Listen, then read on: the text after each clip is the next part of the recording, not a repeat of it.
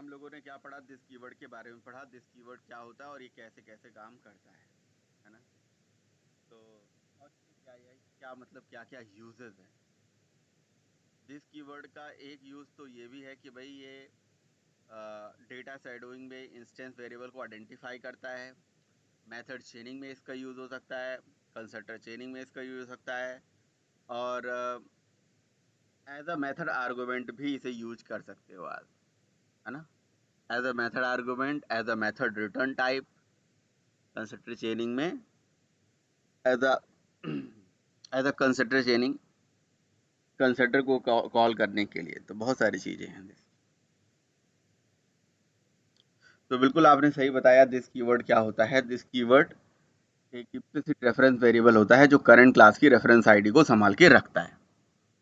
It is a implicit reference variable which hold the reference ID of current object.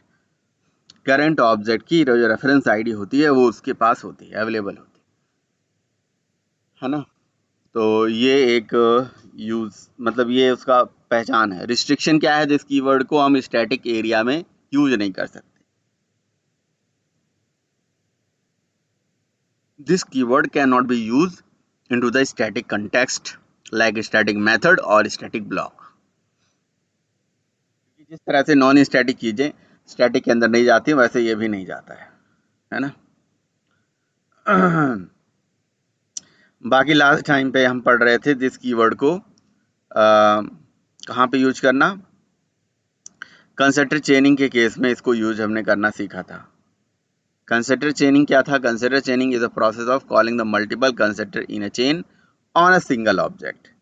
एक object पे multiple constructor को एक chain में call करना constructor चेनिंग कहलाता है। ठीक है, तो कंस्ट्रक्टर चेनिंग समझ में आ गया।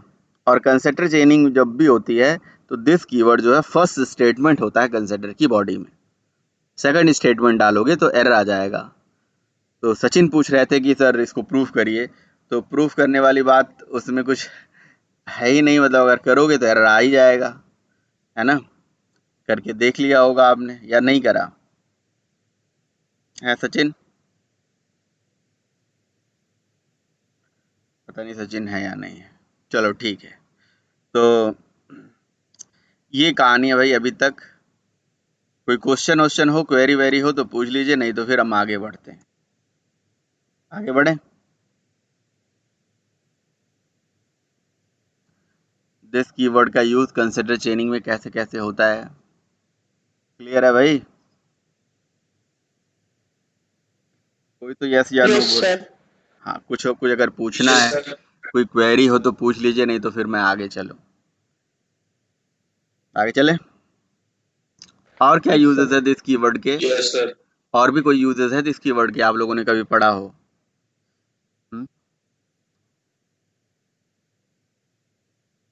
और भी यूजेस हैं दिस कीवर्ड के?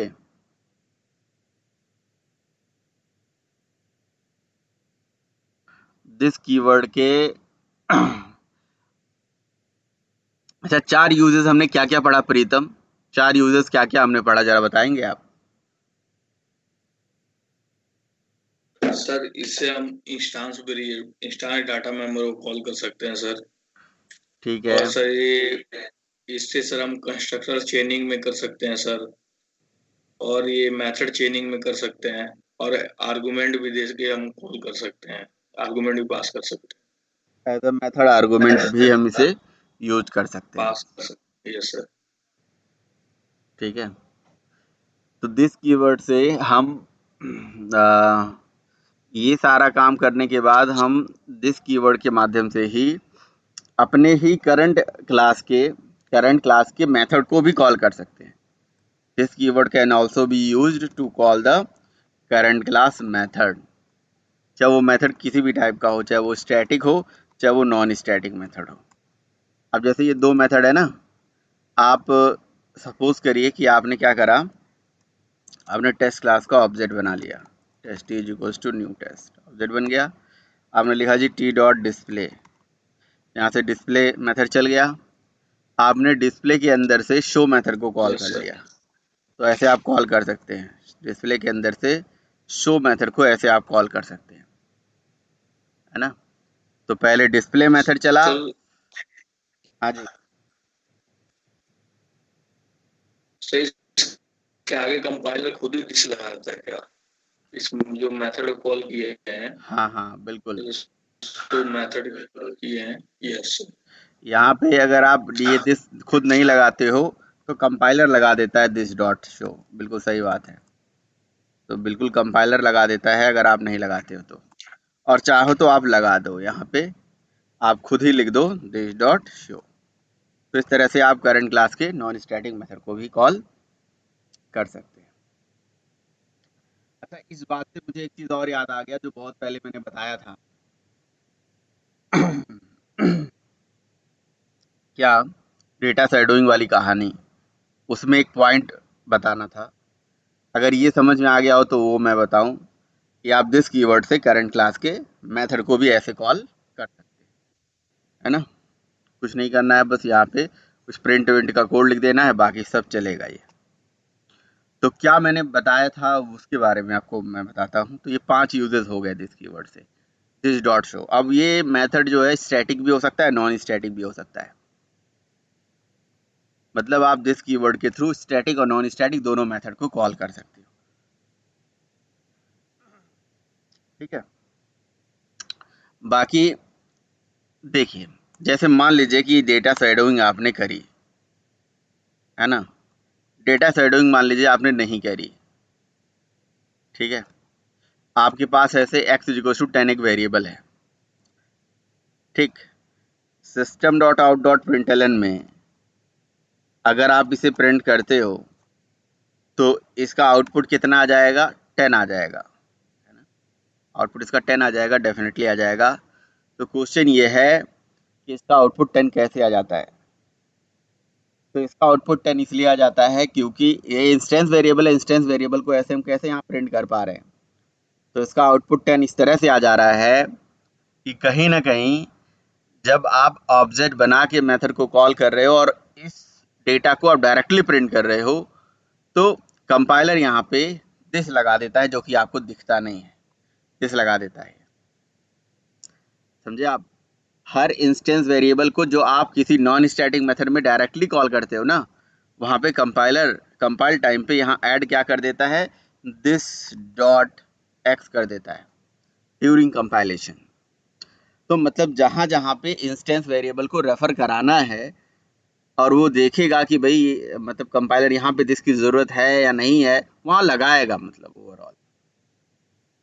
तो जब हम दिस कीवर्ड कहीं पे भी नहीं लगाते हैं तो कंपाइलर हमारे हर नॉन स्टैटिक डेटा को कॉल कराने के लिए, रेफर कराने के लिए इस तरह से दिस कीवर्ड यूज कर देता है।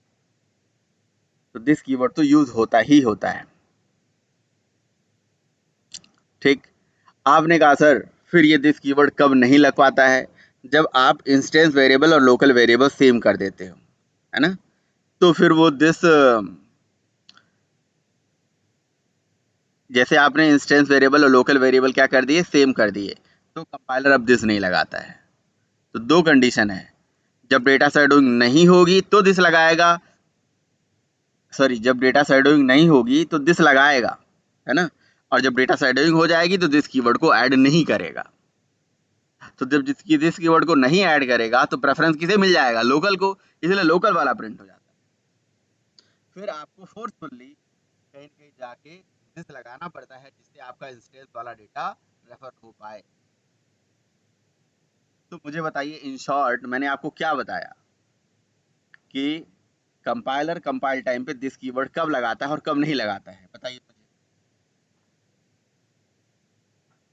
कंपाइलर कंपाइल टाइम पे सर दिस कीवर्ड तब लगाता है जब अपन क्या बोलते हैं इंस्टेंस वेरिएबल लेते हैं, उसका प्रिंट कराना होता है। तो पर सर अगर अपन लोकल वेरिएबल प्रिंट कराना हो तो वो नहीं लगाता है दिस की। अरे नहीं, ये कंडीशन नहीं है। कंडीशन पे कंडीशन बताइए सर लोकल वेरिएबल का नेम और सर जो हमारा इंस्टेंस वेरिएबल का नेम सेम हो तब हमने नहीं लगता है सर।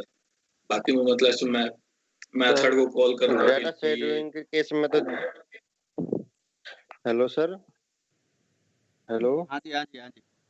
हाँ सर, जो डाटा शेड्यूलिंग के केस में तो दिस नहीं लगता, यदि डाटा शेड्यूलिंग नहीं हुई तो तब दिस लगता है। हाँ बिल्कुल सही बात अगर डेटा शेडोइंग हो रही है अगर कहीं पे भी डेटा शेडोइंग हो रही है तो उस केस में दिस लगता है? नहीं sir. No no sir. Sir, नहीं नहीं सर। लगता सर। बिल्कुल सही बात है। और जब नहीं होती है तो दिस कीवर्ड के थ्रू उसे वो प्रिंट करा देता है। बढ़िया, परफेक्ट। तो मतलब ये एक छोटी सी चीज मुझे वो जैसे इन्होंने बताया ना कि कंपाइल टाइम पे वो दिस लगा देता है, तो उसी से मुझे याद आया, मैंने सोचा आपको इसे बता देना चाहिए इसके बारे में।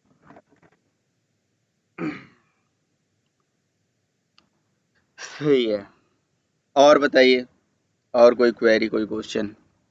तो दिस कीवर्ड का जो पांचवा यूज था वो ये था कि this keyword can also be used as a method argument. Sorry, this keyword can also be used to call the any method, non static, static, कोई भी मेथड आप इसके थ्रू कॉल कर सकते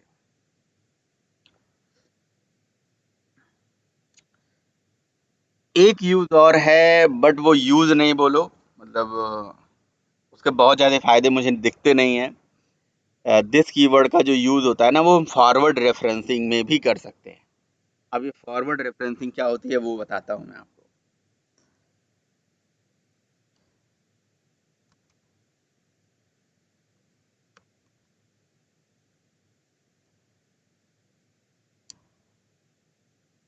आप लोगों ने कभी इस तरह के सिचुएशंस बनाए हैं कि जी वेरिएबल को आप यूज यूज पहले कर लो, डिक्लेयर बाद में करो? ऐसा कभी किया है कि वेरिएबल को यूज पहले कर लो, डिक्लेयर बाद में करो? तो उस केस में इसका यूज हो जाता है। अब इसके लिए मुझे क्या करना पड़ेगा, यहाँ पे देखिए डिक्लेयर नीचे करेंगे। चलिए कंस्ट्रक्टर बना लेते हैं।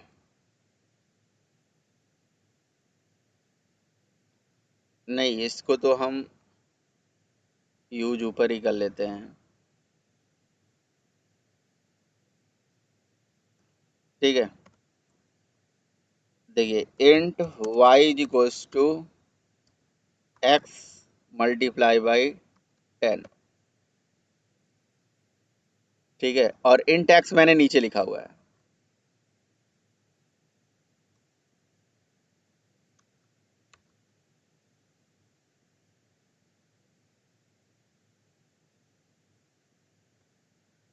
देखिए मैंने क्या किया, मैंने int y equal to x multiply by 10 ऊपर लिखा और x की value x is equals to let's say 2 मैंने नीचे डिफाइन कर दिया। मतलब जी मैंने वेरिएबल को डिक्लेयर इनिशियलाइज नीचे किया और यूज पहले किया, which is not practically valid. आप करके देख लीजिएगा।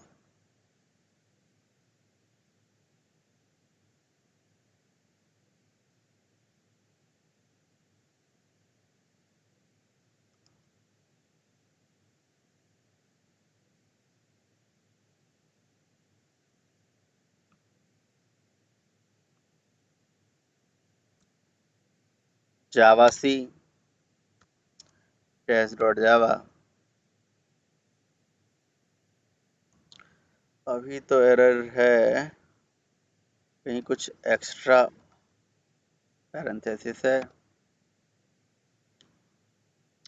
तो देखिए यहाँ पे आ गया एरर। क्या कह रहा है एरर? एरर कह रहा है कि this is illegal forward referencing. मतलब आप जो ये कर रहे हो फॉरवर्डली, मतलब वेरिएबल फॉरवर्ड रेफरेंसिंग का मतलब ये है कि मतलब वेरिएबल का रेफरेंस तो नीचे है, आप उसको पहले यूज कर रहे हो, फॉरवर्डली जाके यूज कर रहे हो, आगे जाके उसे यूज कर रहे हो, है ना। मतलब आप वेरिएबल को बारे में बाद में बता रहे हो, यूज पहले करने लग रहे हो। तो यही दिक्कत है, ये इलीगल है। बट ये वैलिड है। कैसे? बस यहाँ पे लगा दीजिए, वाई में लगा दीजिए आप this dot y, sorry x में, कंपाइल हो जाएगा। ये देखिए वैलिड हो गया। तो दिस कीवर्ड को इस तरह से हम फॉरवर्ड रेफरेंसिंग में आप किसी वेरिएबल को फॉरवर्डली जाके ऐसे कॉल करा सकते हैं, कोई दिक्कत वाली बात नहीं। This keyword can also be used as a forward referencing, ठीक है। बाकी इसको आप यहाँ से रन कर लीजिए। ये देखिए, अब ये फॉरवर्ड रेफरेंसिंग का यही ड्रॉबैक है कि ये इसकी वैल्यू को जीरो कर देता है। अब दिस डॉट वाई एक्स आप करोगे तो इसकी वो वैल्यू नहीं दिखाएगा, ये इसके डिफ़ॉल्ट वैल्यू को प्रिंट करेगा, डिफ़ॉल्ट वैल्यू को रेफर करेगा, इसलिए वो डिफ़ॉल्ट वैल्यू 0 होती है और 0 10 से मल्टीप्लाई होगा तो रिजल्ट 0 आ जाएगा। तो ये एक मतलब अगला यूज़ है। मैंने कहा ना कि इस यूज़ का उतना ज़्यादा यूज़ नहीं है, बट हाँ ना प्रैक्टिकल तरीके से कभी यूज करा जाता है, बट हाँ एक मतलब फ़ायदा ये भी है, इसको फॉरवर्ड रेफरेंसिंग में भी यूज करा जा सकता है। तो दिस कीवर्ड के ये सारे यूजेस हो गए। अब दिस कीवर्ड खत्म हो गया। क्लास की बाउंड्री के अंदर हमने instance data, non static data, non static data, static method, constructor, initializer, init block, static block, wrapper class, this keyword, ये सारा चीज़ पढ़ लिया। अब हम मूव कर जाते हैं अगले टॉपिक पे, जिस टॉपिक का नाम है जी इनकैप्सुलेशन। इनकैप्सुलेशन को थोड़ा डिटेल में पढ़ लेते हैं और फिर उसके बाद क्लास की बाउंड्री के अंदर की सारी चीज़ें खत्म हो जाएंगी, देन हम रीयूजेबिलिटी पे मूव कर जाएंगे।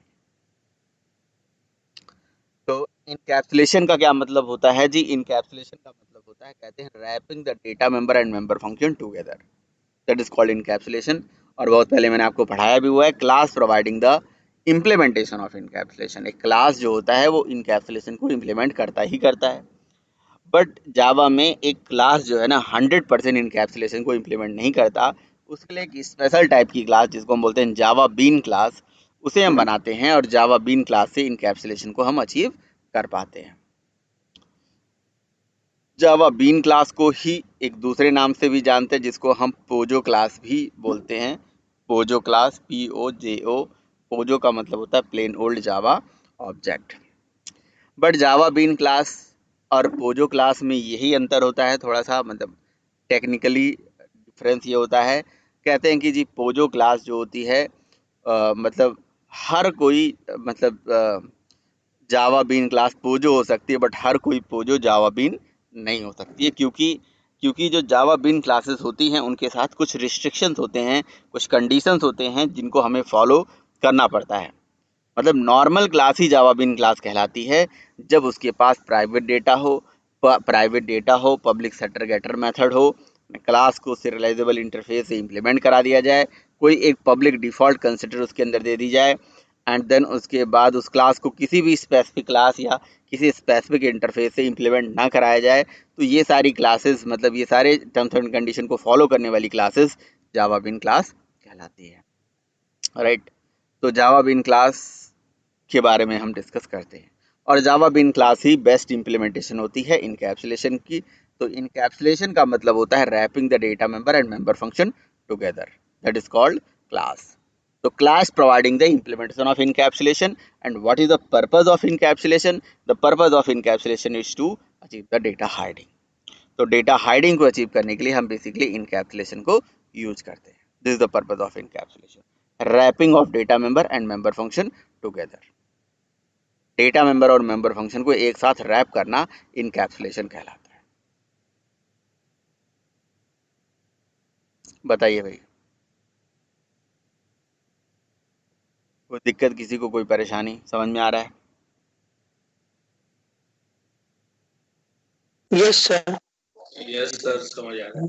जी सर, समझ में आ रहा है। है ठीक है, तो जावा बीन क्लास हम बनाने जा रहे हैं। देखिए कैसे कैसे बनता है, क्या उसकी कहानी होती है।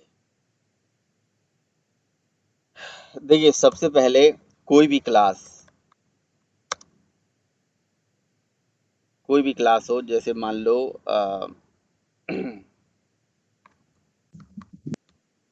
स्टूडेंट नाम की क्लास ले लेते हैं। क्लास स्टूडेंट भी हो सकती है, लॉगिन भी हो सकती है, मतलब कोई भी क्लास आप ले लीजिए, और यही normal class Java bean class कहलाएगी। कैसे कहलाएगी? जब इसके पास कुछ कॉमन फीचर्स आ जाएंगे, जिनका मतलब समझ लो कि प्रोजेक्ट लेवल पे बहुत ज़्यादा यूज होता है।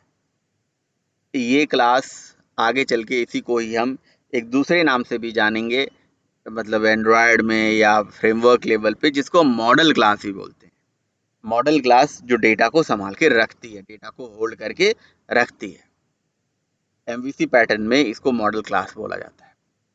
तो ये हमारी स्टूडेंट क्लास है, या लॉगिन क्लास ले लो, कोई भी क्लास ले लो, मतलब ऐसी क्लास को हम जावा बीन क्लास बोलेंगे जिसके पास कुछ फीचर्स हो। पहला फीचर है कि भाई ये क्लास किसी को एक्सटेंड नहीं करना चाहिए, किसी स्पेसिफिक क्लास या किसी स्पेसिफिक इंटरफेस को एक्सटेंड नहीं करना चाहिए। क्योंकि जावा बीन क्लास के बारे में एक डेफिनेशन ये बोला जाता है, कहा जाता है कि Java bean is the general purpose reusable piece of code. देखिए नोट्स मैं आपको दिखाता हूँ।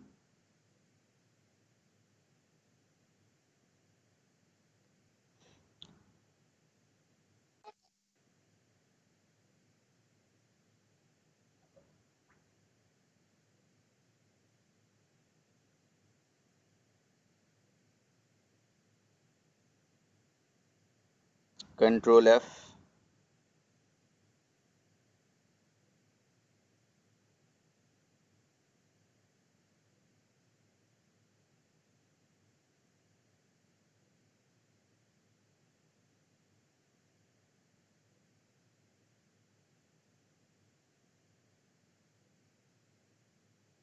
एक मिनट, पेज नंबर 66 में सर। जावा बीन अभी तक जो भी मैंने पढ़ाया सब स्टेप बाय स्टेप इसमें मिलेगा आपको जरूर।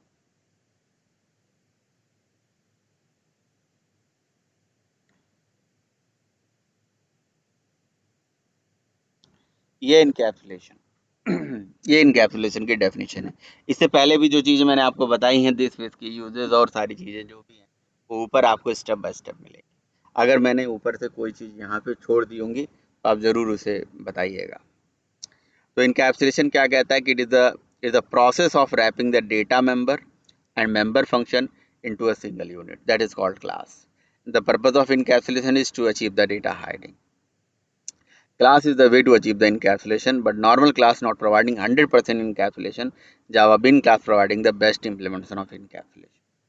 तो Java Bean class जो होती है वो क्या होती है, जिसको हम पोजो क्लास भी बोलते हैं। कहा जाता है कि Java Bean is the general purpose, है ना, reusable piece of code होता है that must have the following characteristics। मतलब Java Bean क्लास कोई भी नॉर्मल क्लास को है Java Bean क्लास तभी बन सकती है जब उसके पास कुछ फीचर हो। ऐसे कोई भी क्लास को जावा बीन क्लास मतलब बोला जा सकता है जब उसके पास ये सारे फीचर्स आ जाएं। तो जावा बीन क्या होती है, एक general purpose reusable piece of code होता है। General purpose reusable piece of code होता है। तो ये general purpose reusable piece of code, general purpose का मतलब विच इज़ नॉट स्पेसिफिक। अब मान लो कि मैंने एक जावा बीन क्लास बनाई, उसको सर्वलेट इंटरफेस से इंप्लीमेंट करा दिया, तो वो तो सर्वलेट क्लास बन गई, ठीक है। तो वो जनरल पर्पस कहाँ रह गई।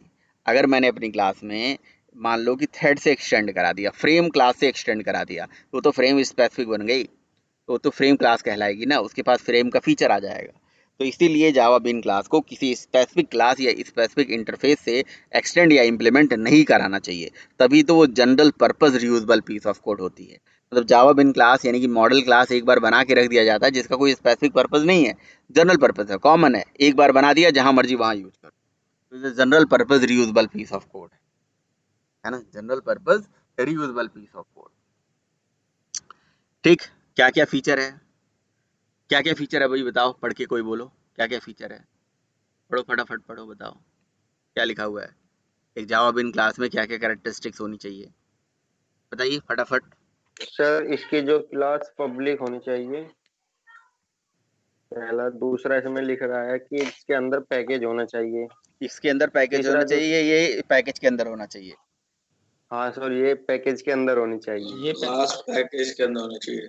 हाँ सर ये जो इसके जो डेटा मेंबर है सभी प्राइवेट होने चाहिए। और ये किसी क्लास को या इंटरफेस को इम्प्लीमेंट या एक्सटेंड नहीं करनी चाहिए। इसमें सेटर गेटर मैटर होने चाहिए। लेकिन लेकिन यहाँ वो कंडीशन इसमें है, एक पूरा ये पूरा कंडीशन आपने नहीं बताया, पूरा देखिए क्या लिखा हुआ है। जिसमें लिखा है this class must not be extend any specific class and implements any specific interface but must implement in serialisable interface. Sir ये सीरियलाइजेबल मतलब? ये इंटरफेस का नाम है। अच्छा हाँ, कह रहा है कि सीरियलाइजेबल जो इंटरफेस है उसको इम्प्लीमेंट करना चाहिए, बाकी करे ना करे। जिसमें गेटर सेटर मेथड होनी चाहिए और एक डिफॉल्ट कंस्ट्रक्टर। ये है 6 पॉइंट है इसके। ठीक है,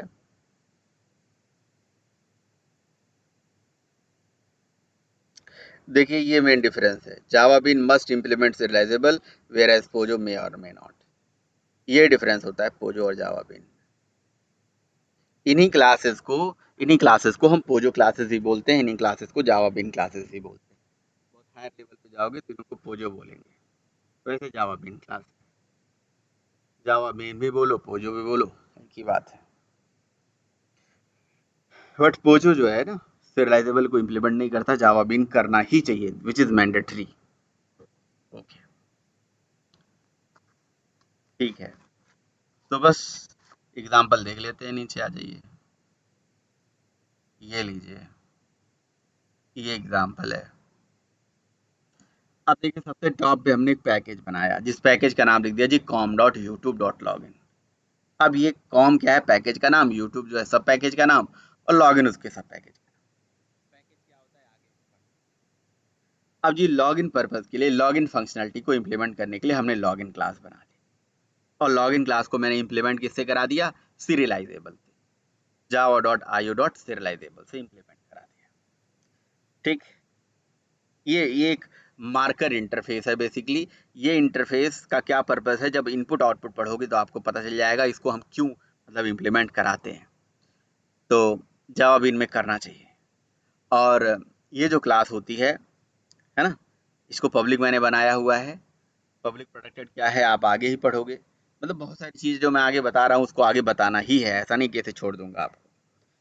ठीक है, अगर आप नोटपैड से बना रहे हो तो पैकेज ऐसे बनाओ, इक्लिप्स में बनाते हो तो पैकेज तो बन के आता ही आता है, तो पता ही होगा आपको।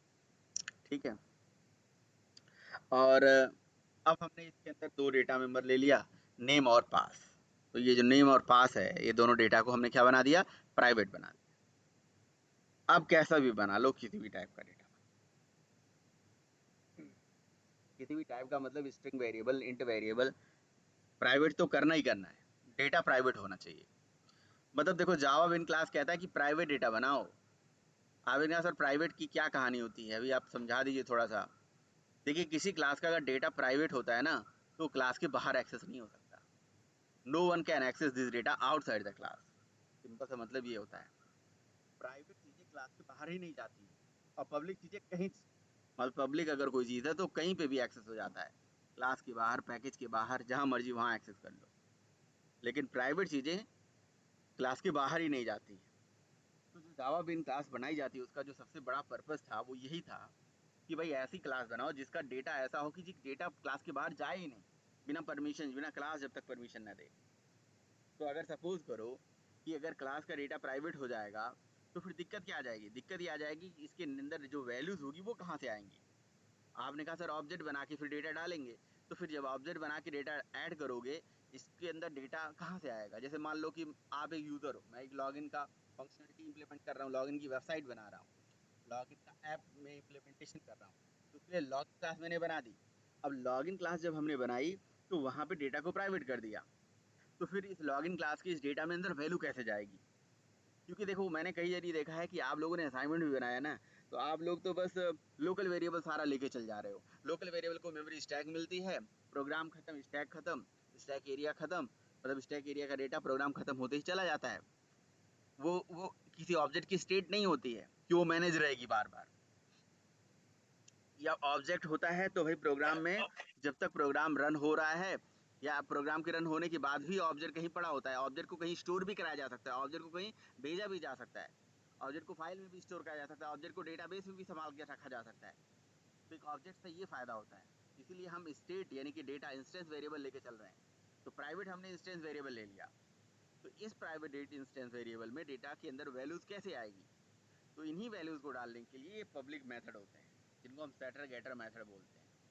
सबसे पहले ये सेट मेथड का नाम जो होता है, स्टैंडर्ड क्या होता है बनाने का, वो यही होता है कि पहले जो सेट कीवर्ड होता है सेट लिखिए, उसके बाद जो आपके डेटा मेंबर का नाम है वही ले लीजिए। जैसे नेम है तो सेट नेम, पास है तो सेट पास, है ना, एज है तो सेट एज, है ना, मतलब जो भी नाम है उसके आगे सेट कीवर्ड लगा देना चाहिए, क्योंकि इनको सेटर मेथड बोला जाता है। और इसमें उसी टाइप का पैरामीटर ले लीजिए। फिर ये देखिए इंस्टेंस और लोकल वेरिएबल सेम हो गए, तो हमने this dot name equal to name कर दिया, यानी कि हमने यहाँ पे क्या कर दी, कहीं न कहीं this dot name equal to name करने का मतलब ये हो गया कि हमने यहाँ पे डेटा एक डेटा को दूसरी जगह हमने कॉपी करा लिया एक तरह से,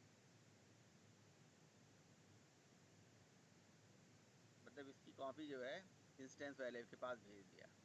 तो मैं थोड़ा सा इसको बेटर समझाने के लिए नोटपैड में पेस्ट मार देता हूँ, ठीक है। तो देखिए ये होता है सेटर मेथड जो बनता है, जिसमें जो चीज़ लिखा गया है, इसका पर्पज़ ये है कि इस मेथड को कोई भी बंदा कॉल करे। इसको पब्लिक क्यों बनाते हैं, इसको सेटर मेथड क्यों बोलते हैं, क्योंकि यही वो मेथड है जिस मेथड के थ्रू हम अपने नेम वेरिएबल और पास वेरिएबल में डेटा ऐड कर पाएंगे। आपने कहा क्यों, क्योंकि वो जो वेरिएबल्स थे वो प्राइवेट थे ना, उनको तो आप क्लास के बाहर ले नहीं जा सकते हो, तो इसीलिए उन प्राइवेट वेरिएबल को, ऊपर वाले दोनों प्राइवेट वेरिएबल को एक्सेस करने के लिए ये पब्लिक मेथड बनाया गया है। यानी कि ये डेटा इस पब्लिक मेथड के साथ रैप हो गया, और ये सेटर मेथड है जो सेट कराने के लिए है, और ये गेटर मेथड है जो आपको वैल्यू रिटर्न करके देगा। समझ आई बात। तो जिस तरह से नेम के लिए है उसी तरह से पासवर्ड के लिए है, सेम नीचे एज इट इज। आपके पास अगर एक है एक, दो है दो, तीन है तीन, और अगर इक्लिप्स में जाओगे तो राइट क्लिक करके सोर्स का ऑप्शन आता है, सोर्स के अंदर जनरेट सेटर गेटर का ऑप्शन आता है, आपको मैनुअली बनाने की जरूरत नहीं है, वो इक्लिप्स में अपने आप बन के आ जाता है। आप लोगों ने देखा है कि नहीं देखा है? इक्लिप्स सर में देखा Yes, सर, sir. नेटबिंग में भी ऐसी है सर। सर किया है, यूज किया है। बहुत बढ़िया, बहुत अच्छी बात है। तो ये होता है जावा बीन क्लास। कोई क्वेश्चन पूछना है तो पूछ लीजिए। सर जैसे आप बोले सर, इसके डाटा को जो हम बीन जो बना रहे हैं सर, तो इसके डाटा को सर दूसरे डाटा में हम एक्सेस नहीं कर सकते, मतलब ऐसे, मतलब सर इसी प्रोसेस को हम डाटा हाइडिंग बोलते हैं सर। हाँ, इनकैप्सुलेशन का पर्पस ही डेटा को हाइड करना है। डेटा को हाइड करने का मतलब ये है कि एक रियल वर्ड के एग्जांपल से अगर हम उसको समझें, तो जैसे आपका अकाउंट नंबर है, आपने बैंक अकाउंट जो ओपन करा रखा है, वो आपके लिए प्राइवेट है, क्योंकि वो चीज़ जो है सेंसिटिव इंफॉर्मेशन है। वो किसी को अगर आप बता भी दोगे ना, अगर किसी को पता भी चल जाएगा आपका अकाउंट नंबर ये है, तो आपके अकाउंट से पैसा नहीं निकाल सकता है ना। लेकिन अगर आप अपना एटीएम कार्ड किसी को दे दोगे और पिन कोड भी बता दोगे, तो फिर कोई किसी से कहीं से पैसा निकाल लेगा। तो कहने का मतलब ये होता है कि डेटा हमेशा बहुत ही सेंसिटिव चीज़ होती है, जो कि प्राइवेट रखना चाहिए, है ना, बट फंक्शनैलिटी पब्लिक होनी चाहिए। और पब्लिक रखने के साथ साथ उसमें सिक्योरिटी भी देनी चाहिए कि भाई इसको ऐसा बनाओ कि भी मतलब वो सिक्योर भी हो, है ना। तो data must be private and functionality should be public. तो अकाउंट नंबर में देख लो, जो सबमिट है, विड्रॉ है, ये पब्लिक होता है, कोई भी कहीं से कर सकता है, आप भी कर सकते हो, कोई भी कर सकता है। बट जो डेटा होता है वो प्राइवेट होता है। डेटा आपका प्राइवेट है, फंक्शनलिटी आपकी पब्लिक है। समझ रहे हो? तो अगर मैंने डेटा को यस प्राइवेट बना दिया, तो डेटा क्लास के बाहर जाएगा नहीं, है ना। तो डेटा क्लास के बाहर नहीं जाएगा तो डेटा हाइड हो गया ना, डेटा तो छुप गया ना आउटसाइड द वर्ल्ड। तो जब डेटा छुप गया आउटसाइड द वर्ल्ड, डेटा को कोई नहीं देख सकता, तो डेटा में वैल्यू कहाँ से आएगी? तो उन वैल्यूज को लाने के लिए ये पब्लिक मेथड्स होते हैं, जिनको हम सेटर गेटर मेथड बोलते हैं। और इनकैप्सुलेशन का मतलब जो होता है वो यही होता है, wrapping this data with these functions. मतलब wrapping the data with the function, data को फंक्शन के साथ बांध दिया। मतलब डेटा कभी भी जाएगा बाहर तो फंक्शन के साथ जाएगा, कभी भी अगर आप उसमें वैल्यू डालना चाहेंगे तो फंक्शन के थ्रू डाल पाएंगे। तो फंक्शनैलिटी हमारा पब्लिक है और डेटा हमारा प्राइवेट है। इसका फायदा ये है कि डेटा में वैल्यू तो कोई डालेगा बट डेटा को कोई चेंज नहीं कर पाएगा। मतलब कोई ये नहीं कि उसकी वैल्यू कोई नहीं चेंज कर पाएगा। इन्हें वेरिएबल का ही नाम कई लोग तो चेंज कर दे सकते हैं, अगर पब्लिक है तो इसका मतलब कहीं पे भी एक्सेसिबल है। नहीं, हमने कुछ रिस्ट्रिक्शन लगा दिया, हमने कुछ कंडीशन लगा दिया कि भाई अगर यही पब्लिक फंक्शनलिटी किसी के पास है तो ही वो इस पर्टिकुलर डेटा में वैल्यूज डाल सकता है या डेटा गेट कर सकता है, और कोई इंड यूजर इसे नहीं कर सकता। हमने जो जिसको हम ये एक्सेस करने का परमिशन देंगे, तभी तो हमारी पैकेज जो है इस पैकेज के अंदर बनाया गया है। तो पैकेज की एक्सेसिबिलिटी जिसे आप दोगे वो कर पाएगा, नहीं दोगे तो आपकी पैकेज है, आपका पैकेज है तो आप ही एक्सेस करोगे, आप पैकेज के बाहर इसे नहीं ले जा पाओगे। पैकेज के अंदर तो ये कहीं पे एक्सेस हो जाएगा, पैकेज के बाहर नहीं एक्सेस होगा। आपने पैकेज किसी के साथ नहीं शेयर करोगे, कोई ऐसे कैसे एक्सेस कर लेगा? ठीक है। बाकी क्लास प्राइवेट होती नहीं है लेकिन पब्लिक होती है, इसलिए क्लास को पब्लिक बनाया है। क्लास पब्लिक बनाया है तो डिफॉल्ट जो कंस्ट्रक्टर आएगा वो भी पब्लिक आएगा, क्योंकि ये क्लास के नेचर के ऊपर डिपेंड करता है। अगर क्लास डिफॉल्ट है तो कंस्ट्रक्टर जो डिफॉल्ट वाला आता है वो डिफॉल्ट आता है, क्लास पब्लिक है तो कंस्ट्रक्टर पब्लिक आएगा। तो कंस्ट्रक्टर हमारा पब्लिक आ गया, और पब्लिक कंस्ट्रक्टर के अंदर ये हमारे पास जो डेटा है, नेम है, पासवर्ड है, ये सारा चीज यहाँ पे स्टोर है।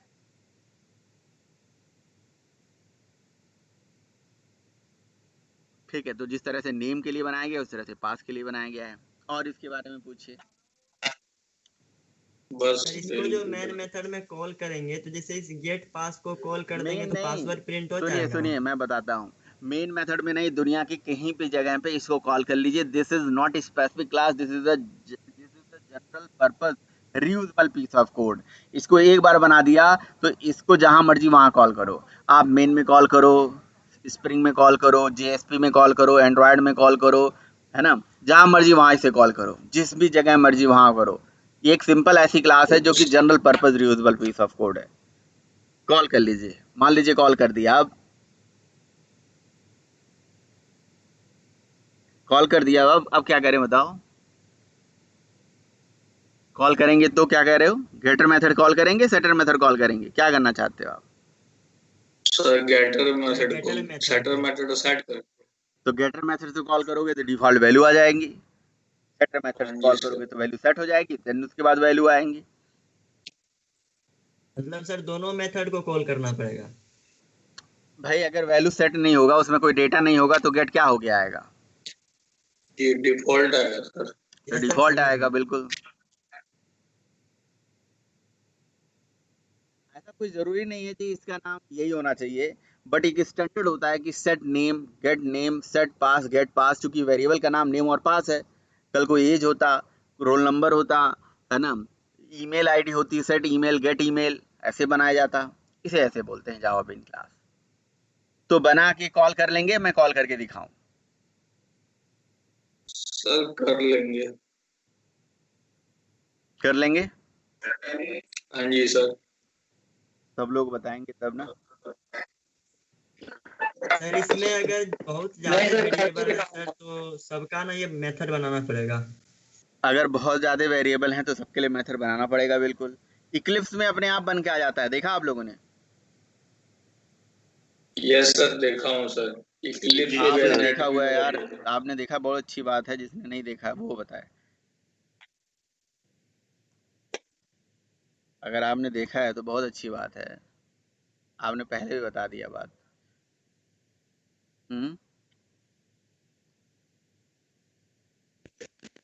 बोलो रजनीकांत, नहीं बोल रहे हो? सर मैंने नहीं किया है ये सर। मैं बताता हूँ ना अभी। तो मेरे पास तो इक्लिप्स होना चाहिए, पता नहीं कहाँ चला गया इक्लिप्स भाई। तो रखा तो था मैं इक्लिप्स।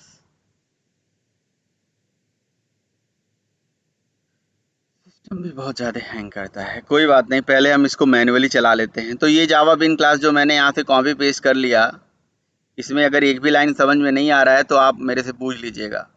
वो तो पहले से था नोट्स में, इसलिए मैंने वहीं से उठा लिया इसे।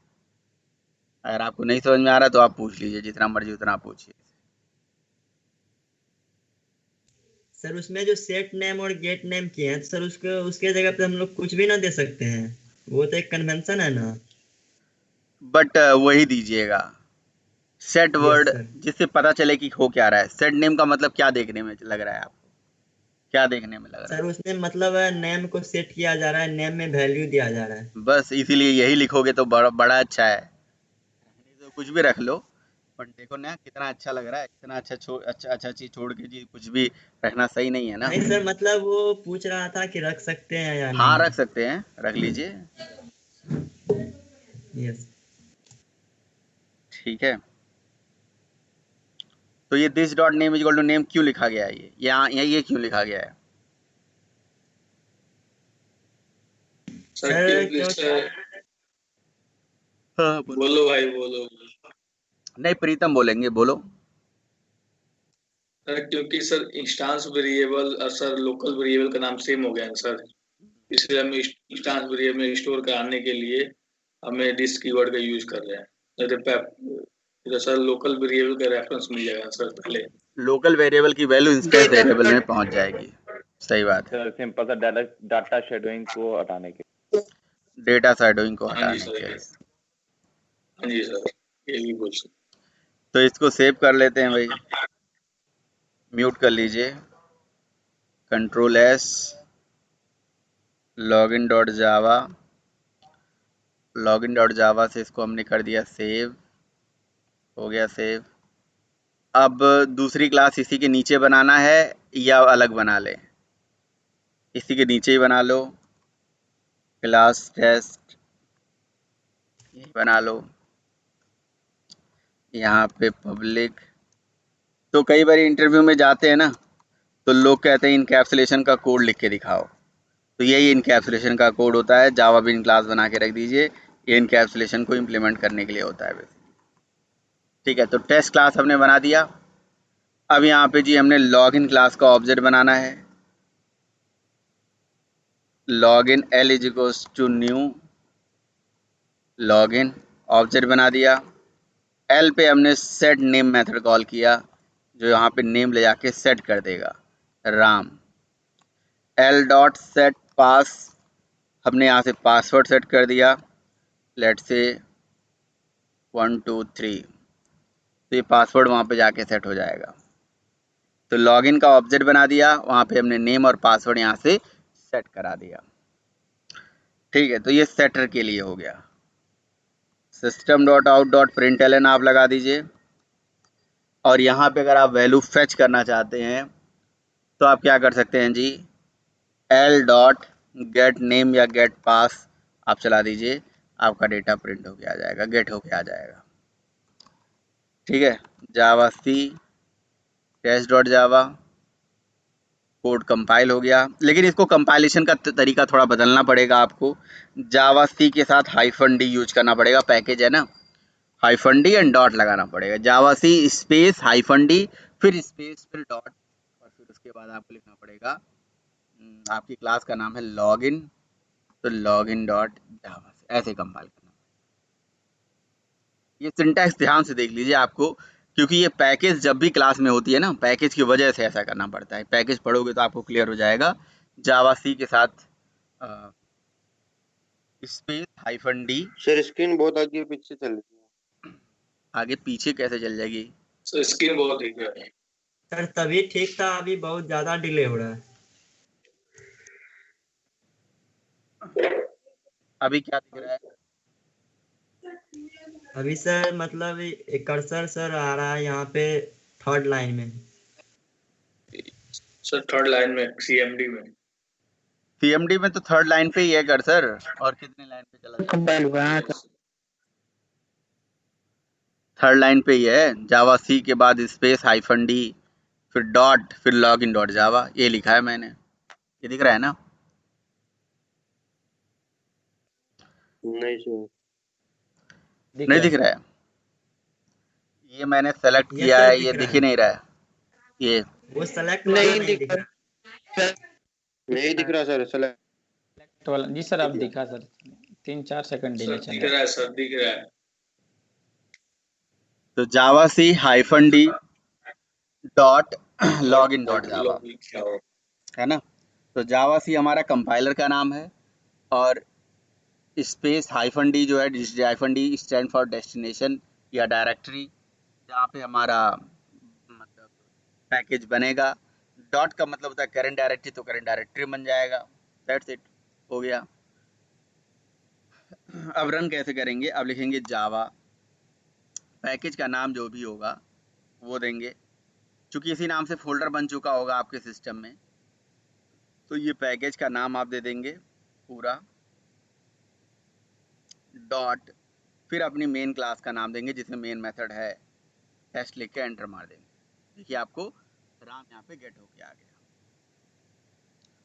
है ना?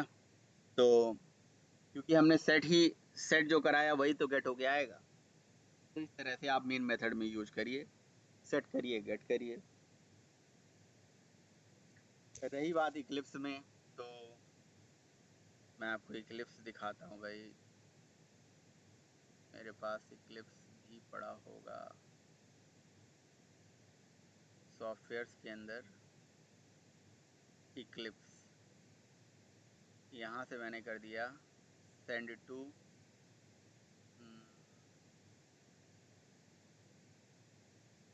डेस्कटॉप, टास्क बार का ऑप्शन नहीं आ रहा। चलो डेस्कटॉप पे कर दिया मैंने। डेस्कटॉप पे इसका एक शॉर्टकट भेज दिया, यहाँ पे आ गया डेस्कटॉप। ये देखिए मेरा इक्लिप्स ऑन हो रहा है। अच्छा, जब तक इक्लिप्स ऑन हो रहा है तब तक आप इस पर्टिकुलर प्रोग्राम को मैं आपको भेज देता हूँ, इसको यूज करिए। देखिए आप इसे अपने हिसाब से यूज करिएगा।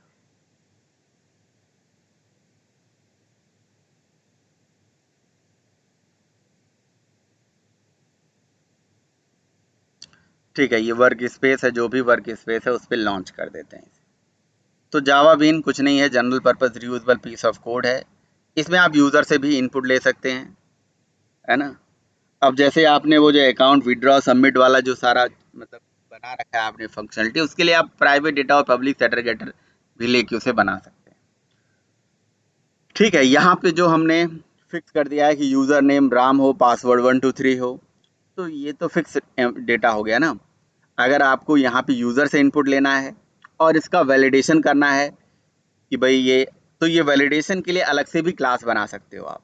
तो आपके लिए काम है, टास्क है कि आपको एक अलग से क्लास बनाना है जिसका नाम है वैलिडेशन।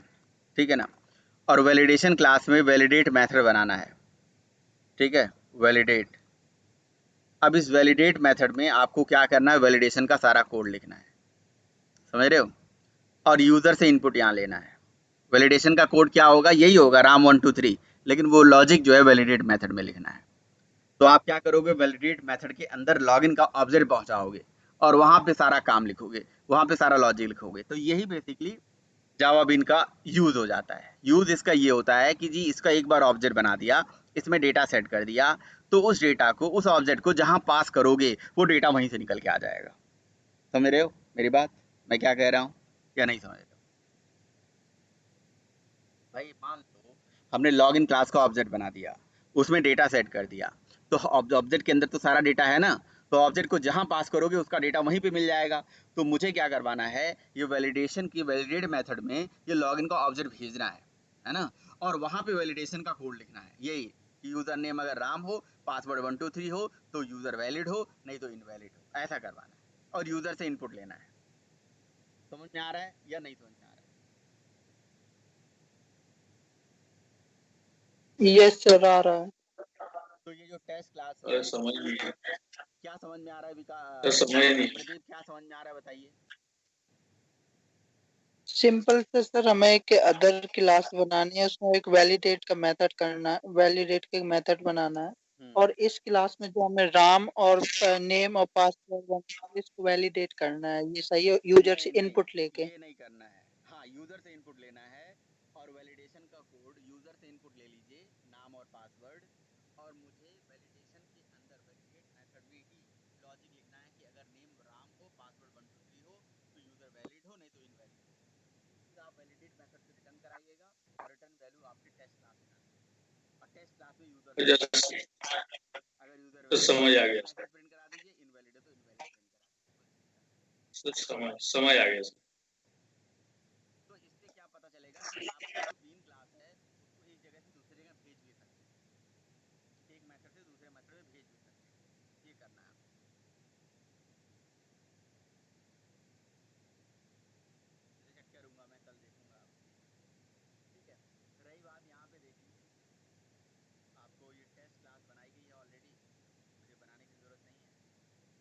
और यहाँ पे देखिए ये हमने बनाया private string name comma password comma email comma, और क्या बना दें, फ़ोन नंबर, और जो मर्जी जितना मर्जी उतना वेरिएबल आप बना लीजिए। दिख रहा है, ये इक्लिप्स दिख रहा है मेरा या नहीं दिख रहा है। यस सर, यस दिख सर, रहा दिख है। रहा है सर। सर आपने दिख रहा स्ट्रिंग है। को सुरंग लिख दिया, स्ट्रिंग को। स्क्रीन को क्या कर दिया मैंने, सर बोल रहे स्ट्रिंग को थे सुरंग लिख स्ट्रिंग दिया को है। सुरंग लिख दिया। सुरंग लिख दिया है। सर, अभी भी सर स्ट्रिंग की स्पेलिंग गलत सर है। अभी भी स्ट्रंग हो गया, आई होगा यू नहीं। अच्छा अब सही हो गया। Yes sir. अब उसको सेलेक्ट करेंगे, सेलेक्ट करके राइट क्लिक करेंगे, पूरे वैल्यू को यहाँ पे ऑप्शन, और यहाँ पे देखिए जनरेट कर रहे हैं, बस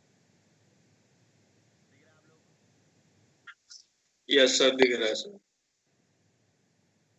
जनरेट सेट रैंक यहाँ पे जाना है और इसे सेलेक्ट ऑल करना है, ये लीजिए जनरेट पे क्लिक करें, ये देखिए अपने आप आ गया सेट सारा।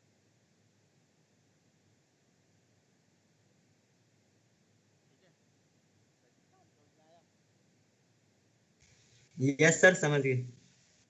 बस इस तरह से। और जो मैंने वैलिडेशन वाली बनानी है, एक तो वैलिडेशन हो गया, और क्या कर सकते हैं, किसी का नेम और पासवर्ड आया को वैलिडेट करना है तो एक वैलिडेशन मेथड। अच्छा, वैलिडेशन क्लास में वैलिडेट अब कई सारे मेथड बना सकते हो आप, उसमें थोड़ा सा और टास्क आपका बढ़ाता हूँ, उसमें कई मेथड आप बना सकते हैं। एक मेथड बना लीजिए वैलिडेट पासवर्ड, पासवर्ड वैलिडेट कर लीजिए। एक बनाइए कि वैलिडेट लेंथ ऑफ स्ट्रिंग, है ना, लेंथ ऑफ स्ट्रिंग को वैलिडेट करिए कि भाई स्ट्रिंग की जो लेंथ है वो इतने कैरेक्टर से ज़्यादा नहीं होनी चाहिए। ठीक है, फिर आप बनाइए वैलिडेट पासवर्ड कि पासवर्ड अल्फा न्यूमेरिक होना चाहिए। फिर बनाइए जी कि स्ट्रिंग के बीच में स्पेस नहीं होना चाहिए, अगर स्पेस है तो मैसेज आया है कि यहाँ पे स्पेस दे रहे हो आप, है ना। अब ये सब यूजर से इनपुट लेना है। इस तरह से वैलिडेशन क्लास के वैलिडेट मेथड में अलग अलग वैलिडेशन बनाना है, validate string, validate space, validate special symbols, है ना, वैलिडेट लेंथ ऑफ स्ट्रिंग। इस तरह से आप बहुत सारे वैलिडेशन अगर यहाँ पे लगा लेंगे और अच्छे से वैलिडेशन का काम कर लेंगे तो यही वैलिडेशन आगे चल के आप जो एंड्रॉयड ऐप बनाएंगे या वेबसाइट बनाएंगे उसमें आप इसे इम्प्लीमेंट कर सकते हैं। सेम वैलिडेशन वाला कोड वहाँ पे आप लगा सकते हैं। ठीक है, करेंगे आप लोग, करेंगे? Yes sir. Yes sir. जी सर। सर इसमें जो मुझे प्रॉब्लम है, जैसे मतलब ये सब अभी तक हम नॉर्मल वाला जो बना रहे थे सर वैलिडेशन का, इसमें सर अंतर क्या है सर, हम समझ नहीं पा रहे सर, क्लियर नहीं हो रहा है सर ये। कौन सा नॉर्मल वाला और वैलिडेशन वाला, मतलब कौन सा मतलब जो पहले जो जैसे सर पहले इंस्टेंस वेरिएबल लेते थे जिसमें प्राइवेट नहीं रखते थे, मतलब जो बीन क्लास नहीं लगाते मतलब थे, आप पूछ वो रहे हो वाला बीन सर। क्लास हम क्यों बना रहे हैं ना, पहले बीन क्लास का यूज पूछो, बीन क्लास नहीं समझ में आ रहा, आप ये कह रहे हो। जी सर। तो बीन क्लास का सिंपल सा फंडा है कि डेटा सिक्योर हो, फंक्शनलिटी पब्लिक हो। तो प्राइवेट डेटा ले लोगे तो डेटा सिक्योर होगा, सेफ होगा, उस डेटा को कोई भी क्लास के बाहर नहीं ले जा पाएगा। एक स्टैंडर्ड होता है जिसको हम फॉलो कर रहे हैं, एक स्टैंडर्ड है और कुछ नहीं है इसमें। जावा बीन क्लास का स्टैंडर्ड है, डेटा प्राइवेट लेके चलोगे कोई क्लास के बाहर नहीं ले जाएगा, लेकिन फंक्शनलिटी आपकी क्लास के बाहर चली जाएगी। ठीक है, यही फायदा है भाई, डेटा तो आपका सेफ मतलब होना चाहिए ना, सिक्योर होना चाहिए। ताकि से हमारा डेटा सेफ हो, सिक्योर हो, बट फंक्शनलिटी पब्लिक हो, तो इसके लिए प्राइवेट डेटा बना दिया। और सेटर मेथड मतलब वैल्यू डालने के लिए और निकालने के लिए जी हमने यहाँ पे सेटर मेथड पब्लिक बना दिया, ऐसा कर।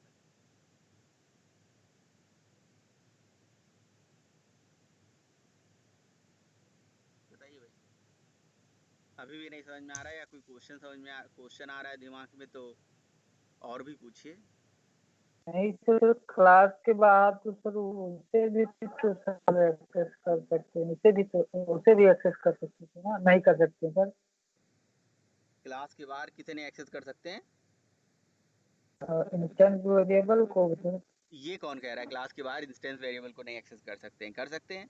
इंस्टेंस वेरिएबल क्लास के बाहर चली जाती थी अभी तक, अभी भी ये तो इंस्टेंस ही है बट प्राइवेट नहीं थी पहले, अब प्राइवेट है। अभी भी तो ये इंस्टेंस वेरिएबल ही है। आप करके देखो, आपने प्रैक्टिस नहीं किया, आज करिएगा, देखिएगा, क्लास के बाहर चली जाती है। ऑब्जेक्ट बनाओ, वेरिएबल को क्लास के बाहर एक्सेस कर लो, एक्सेस हो जी जाता सर, है। बस यही सर, और बताइए, आज तक क्लियर है। क्लियर है? जी सर। सर ये जो है प्राइवेट स्ट्रिंग नेम, तो ये किसी भी हालत में क्लास से बाहर नहीं जा सकता है, या कोई हम लोग कुछ करे तो जा सकता है? रिफ्लेक्शन एक टॉपिक होता है जावा में, वो उसके थ्रू मतलब आउटसाइड द बॉक्स वो हट के एक टॉपिक है, उसमें हो सकता है। रिफ्लेक्शन के थ्रू प्राइवेट चीज़ें भी क्लास के बाहर जाती हैं, बट रिफ्लेक्शन एक बिल्कुल अलग ही चीज़ है, वो अलग चीज़, अलग कंसेप्ट है। वैसे नॉर्मल सिंपली हम सिनेरियो लोग में तो मतलब नहीं इसको जाता। लेके नहीं जा सकते हैं। हाँ बिल्कुल, नॉर्मल सिनेरियो में तो नहीं जाता है।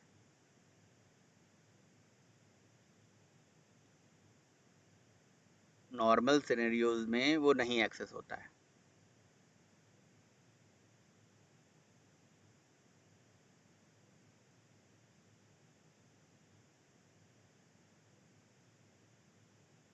सर आ गया। आ गया। ओके, रही बात ये वैलिडेशन वाली क्लास, तो क्लास हम इसलिए बनाते हैं ताकि हम लॉजिक अपना सेपरेट कर पाएँ। तो हम चाहते थे कि वैलिडेशन का लॉजिक अलग सेपरेट क्लास में लिख दी जाए। अब जावा बीन क्लास क्यों बनाया ही क्यों हमने यार? जावा बीन क्लास का सबसे बड़ा बनाने का पर्पस होता है ना, ये डेटा को होल्ड करके रख लेता है। मतलब एक ऑब्जेक्ट बनाया, उसमें डेटा संभाल के डाल दिया, है ना। अब आपको जहाँ पे वो डेटा चाहिए वो ऑब्जेक्ट फेंको और डेटा मिल जाएगा। मतलब जो लॉगिन का ऑब्जेक्ट बनाया उसके सेटर मेथड के थ्रू उसके अंदर डेटा सेट कर दिया। अब जहाँ मर्जी वहाँ चाहिए आपको ऑब्जेक्ट, जहाँ मर्जी वहाँ चाहिए डेटा, वहाँ से आप निकालो इसे। L dot no issue. समझ में आई बात? यस सर, क्लियर है। तो वैलिडेशन वाली जो क्लास बन के आ जाएगी तो मुझे लग जाएगा कि सारा चीज़ आपको समझ में आ गया, है ना। कल मैं इसे ज़रूर चेक करूँगा आप लोगों के लिए। तो जावा बीन क्लास में और कुछ बचता है भाई? यही होता है Java bean class. Java bean is the general purpose reusable piece of code, है ना। एक ऐसा रियूजेबल पीस ऑफ कोड होता है जो जनरल पर्पस होता है, जिसको एक बार बनाते हैं जी और बार बार इसे यूज करते हैं। ठीक है, इसी को मॉडल क्लास बोलते हैं, इसी को ही मॉडल क्लास ही बोलते हैं। ठीक है, इसी को पोजो भी बोल देते हैं। लेकिन पोजो जावा बीन में अंतर होता है। पोजो जो है आपकी क्लास जो है जिस serializable को इम्प्लीमेंट करे या ना करे, और जावा बीन को कराना चाहिए। तो ठीक है, आप इसे बना लीजिएगा। तो इस तरह से एक क्लास की बाउंड्री के अंदर की सारी चीज़ें हो गई ख़त्म। मतलब आप एक क्लास के अंदर ऐसा कुछ भी नहीं बचा है जो आप नहीं जानते हो।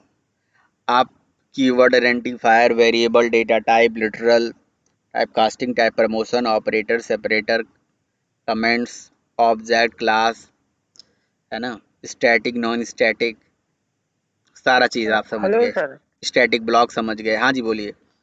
देन उसके बाद दिस के तो बारे जो में समझ इसका गए। मेथड का ऐसा जो आइडेंटिफायर है सर, इसको भी सर हम बदल सकते हैं कि नहीं बदल सकते सर? नेम है, गेट नेम है सर। नहीं, बदलने के लिए बदल लीजिए, लेकिन कन्वेंशनली यही रखना चाहिए, स्टैंडर्ड यही है। आप देख रहे हो ना, इक्लिप्स में भी इसी नाम से ही बन के आ रहा है। तो रखने के लिए तो कुछ भी रख लीजिए, बट स्टैंडर्ड यही होता है, कन्वेंशन यही होता है कि यही लेके चलिए। ठीक है, सर हम लोग जो ऊपर में ये इम्प्लीमेंट करवाए हैं, ये करता क्या है? ये आगे बताऊंगा करता क्या है। अभी इसका आपको यूज समझ में आएगा नहीं, क्या करता है ये, क्यों हम करते हैं इसको, आगे समझ में आएगा इसका।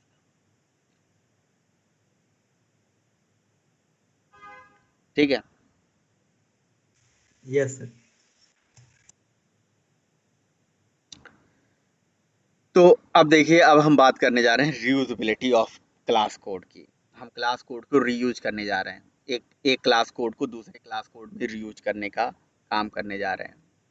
अब हम क्लास के बाहर की बातें करेंगे, क्लास के बाउंड्री के बाहर भी हम जाएंगे, रीयूजेबिलिटी करेंगे। तो अगर आपका ये टॉपिक हो गया, दैट इज इनकैप्सुलेशन, तो अब हम पढ़ने जा रहे हैं इनहेरिटेंस। लेकिन इनहेरिटेंस टॉपिक किस चीज़ से रिलेटेड है? इनहेरिटेंस टॉपिक है रीयूजेबिलिटी से रिलेटेड। तो हम रीयूजेबिलिटी पढ़ने जा रहे हैं कि रीयूजेबिलिटी करने जा रहे हैं। रीयूजेबिलिटी का मतलब होता है जी, अब यही जावा बीन ही क्लास है, इसको एक बार बना के रख देंगे, जहाँ मर्जी वहाँ रीयूज़ करेंगे। तो रीयूजेबिलिटी का मतलब आपसे बेटर कौन बता सकता है, जो रियल वर्ल्ड में भी आप करते हो। रियल वर्ल्ड में आप रीयूजेबिलिटी कहाँ कहाँ करते हैं, आप सोच लीजिए कि किस चीज़ को कैसे कैसे रीयूज करते हैं और कहाँ कहाँ फ़ायदा होता है। तो रीयूजेबिलिटी के एक नहीं बहुत सारे फ़ायदे होते हैं। अब स्क्रीन मेरी ब्लैंक हो गई होगी थोड़ी, हाँ अब आ गई। तो रीयूजेबिलिटी के एक नहीं कई सारे फ़ायदे होते हैं। रीयूजेबिलिटी का एक फ़ायदा ये होता है कि भाई चीज़ें नहीं लेनी पड़ेगी हमें। जैसे हमारा गैस सिलेंडर ख़त्म हो जाता है तो फिर से उसे रिफ़िल कर लेते हैं, उसको फिर से भरवा लेते हैं। ऐसे थोड़ी ना कि सिलेंडर उठा के फेंक देंगे। अगर सिलेंडर उठा के फेंक देना है तो जब फेंकना तो बताना जी, हम उसको आएंगे लेके चले जाएंगे। रिक्वायरमेंट अगर है, बताइए, हैं? फेंक देते हो या रीयूज कर लेते हो, आप बताइए। रीयूज करते हैं। रीयूज करते हैं सर। रीयूज क्यों करते हो? रीयूज क्या फायदा होता है? सर दोबारा भरा भरा मिलता है सर खाली होने के बाद। मेन चीज बजट कम होता है भरवाने का। हाँ, भरवाने का बजट कम हो जाता है ना, सबसे बड़ी बात तो ये है। नहीं तो फिर नया सिलेंडर खरीदेंगे तो उसकी भी तो कॉस्टिंग होती है, उसकी भी तो अपनी कॉस्टिंग होगी। सही बात है, वो बच जाता है। मतलब देखो, अगर हम एक पेन का मतलब पेन का रिफिल भी खत्म हो जाता है तो उसको भी, पहले तो हम भरते थे, अब पता नहीं, वो इंक विंक आता था, डाल लेते थे, रीयूज कर लेते थे, ठीक है ना। तो पेन की रिफिल मतलब उसमें जो इंक खत्म हो जाता है तो उसको रिफिल कर लेते थे।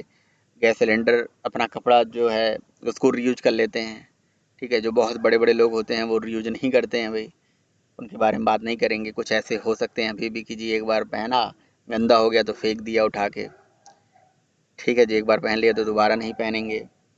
लेकिन हमारे यहाँ तो ऐसा नहीं है, तो हम एक बार ले लेते हैं तो उसको सालों साल चलाते हैं। हमारे पास एक स्वेटर है जी, मैंने तो उसको 10 साल से पहन रहा हूँ मैं, अभी वैसे ही वैसे ही है, उसको हम रीयूज कर रहे हैं, समझ रहे हो ना? हाँ जी, आप लोग भी यस करते सर। हो? जी सर जी। हाँ, कि भाई ऐसे सर चीज़ें नई नहीं लेनी है, मतलब ऐसे चीज़, अब जावा में ऐसे कोई सर चीज़। थोड़ा कंजूस है। क्या कंफ्यूजन? मतलब कह रहे हैं सर आप 10 साल से यूज कर रहे, इसे कंजूसी बोलते हैं। अच्छा, इसे कंजूसी बोलते हैं? क्यों भाई, यूजबिलिटी नहीं बोलते हैं? नहीं, रियूजबिलिटी बोलते हैं सर, उसका एक लिमिटेड पीरियड तक। नहीं आप नहीं, 10 साल से ही 10 साल तो मैंने सर का कम फेवरेट बताया, होगा। एक आध साल और ज़्यादा होगा, 10 साल कम बताया मैं, और ज़्यादा होगा वो तो। अच्छा सर आपका फेवरेट होगा फिर वो। हाँ बिल्कुल बिल्कुल, गिफ्ट मिला था तो ऐसे थोड़ी ना है, गिफ्ट मिला था तो यस हमने उसे सर। बचपन से मतलब संभाल के रखा हुआ है, ऐसे ऐसे थोड़ी ना है, और पहनते भी हैं बिल्कुल। आप लोगों ने वो पिक्चर तो देखा होगा, सिर्फ तुम, उसमें जिस तरह से मिला था उस तरह से मुझे भी मिला था, क्या समझ रहे हो? हाँ हल्के जी में, सर दीपक। हाँ दीपक, उसी तरह से।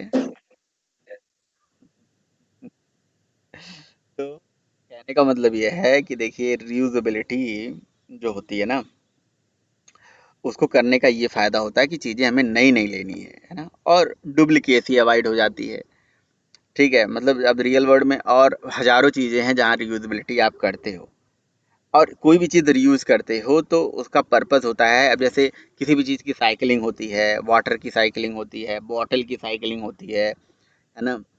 यहाँ पे भी रीयूजेबिलिटी हो रही है कहीं न कहीं, ठीक है। तो अभी मुझे एक आधा एग्जाम्पल बहुत बढ़िया याद आया था, लेकिन आपकी बात करने के चक्कर में मैं भूल गया। तो किसी भी चीज़ की साइकिलिंग जो होती है वहाँ पे भी रीयूजेबिलिटी होती है। आप लोग ही बता दो कहाँ कहाँ रीयूजेबिलिटी होती है? वो सब रीयूजेबिलिटी जब भी होती है तो उसका पर्पस होता है, बताओ भाई, कोई जगह बताओ। मोबाइल की बैटरी सर, चार्ज मोबाइल करते की हैं हम लोग। बैटरी होती है, डिस्चार्ज हो जाती है तो चार्ज कर लो, बिल्कुल सही बात है। लैपटॉप की बैटरी लैपटॉप है, सिम है। भी सर। हाँ जी, और क्या? सर सिम सर बोल रहे थे। सिम हो गया बाइक मेरा में तेल भरवाना। हाँ बिल्कुल।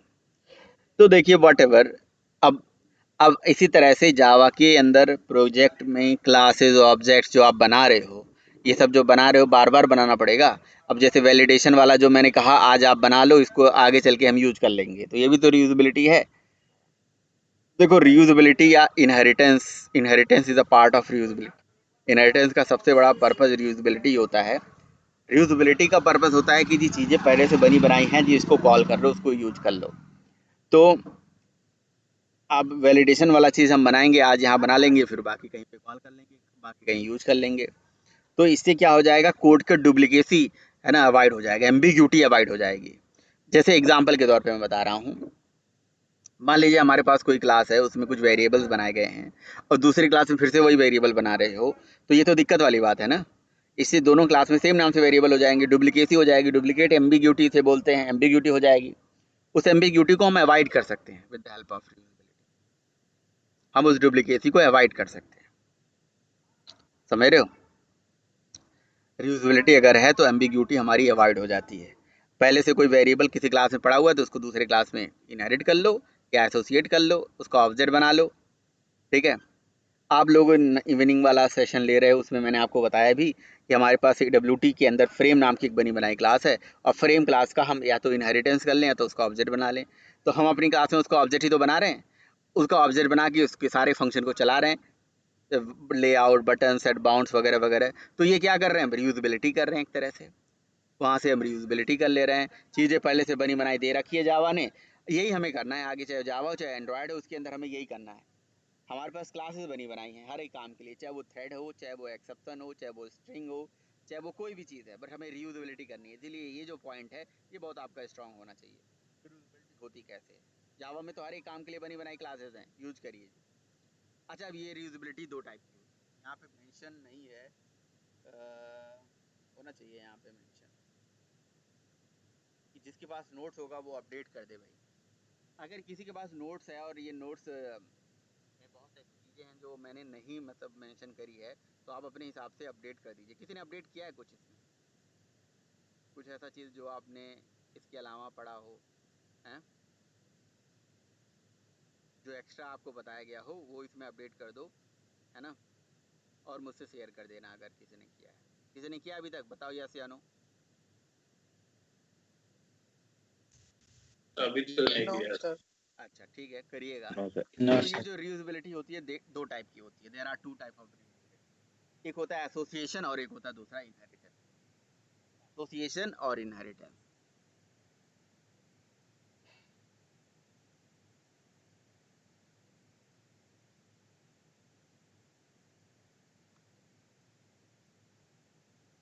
रियूजबिलिटी एसोसिएशन से होती है एंड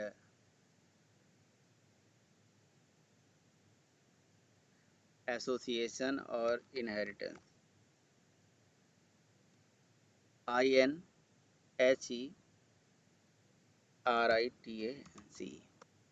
एसोसिएशन फर्दर दो पार्ट में कैटेगराइज होता है।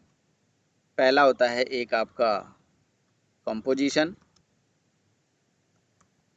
और दूसरा होता है जी एग्रीगेशन।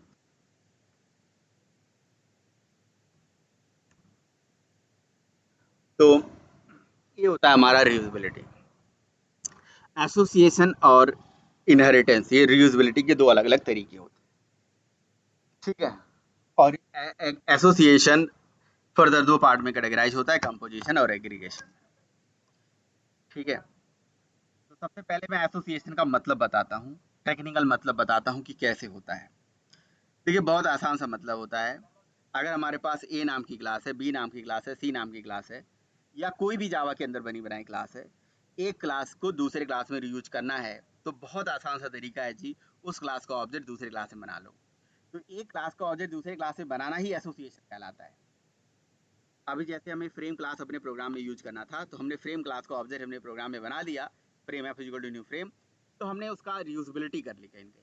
वो बनी बनाई क्लास थी, उसका ऑब्जेक्ट बना लिया, यानी कि उसका हमने एसोसिएशन कर लिया। तो ऑब्जेक्ट बनाना ही बेसिकली एसोसिएशन होता है, एक क्लास का ऑब्जेक्ट दूसरे क्लास में बना लेना एसोसिएशन होता है। दैट्स इट, कॉल कर लिया। आप ऐसे सिंपल क्लास बना के देख लीजिए, एक क्लास ए बना लीजिए, एक क्लास बी बना लीजिए। ए का डेटा बी में मुझे एक्सेस करना है, तो कैसे करोगे, ए का ऑब्जेक्ट बी में बना लो, उसको सारे डेटा को कॉल कर लो, दैट इज एसोसिएशन। एसोसिएशन का मतलब creating the object of A class into another class. एक क्लास का ऑब्जेक्ट दूसरे क्लास में बनाना एसोसिएशन। ये आता है आप लोगों को, पढ़ा होगा आपने? Yes sir, yes sir.